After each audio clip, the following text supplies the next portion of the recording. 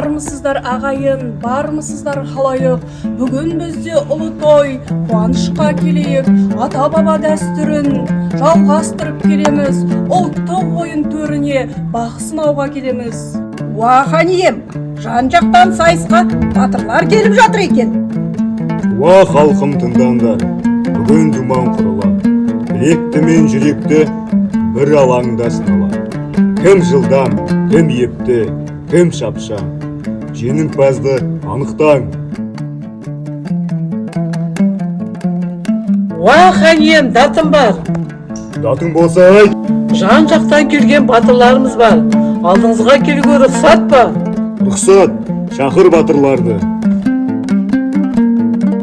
Айбыннан асқан Исатай, бұл дүрттүдесілікті Махамет батыр мен бұл. Сырым бұтыр мен бұл.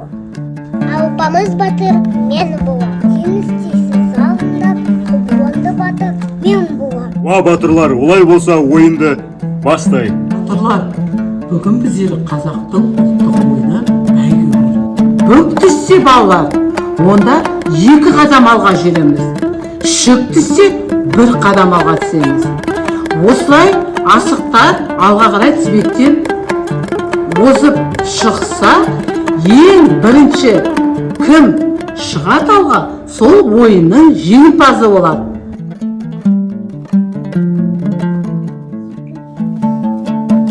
Батырлар, бұл қазақтың тұмақ ұру ойыны. Ойынның шарты: көзімізді орамалмен байлап, қолымыздағы қамшымен ұшымен тұмақты ұрып жерге құлатамыз. Кім осы тұмақты ұрып жерге түссе, сол ойынның жеңімпазы болады. Батырлар, бұл қазақтың табан тартысы ойыны. Ойынның шартында 2 қатысушы бір-біріне табандарын тақап қойып, мына ортада тұрған оқтауды бір-бірімізбен тартысамыз. Кім өзіне қарай оқтауды тартып алса, сол ойынның жеңімпазы болады. Ойынның жеңімпазы Сырым батыр жеңді. Батырлар, бүгінгі сайыста жеңіске жеткендерің үшін сендерге менің сыйлығым қамшы.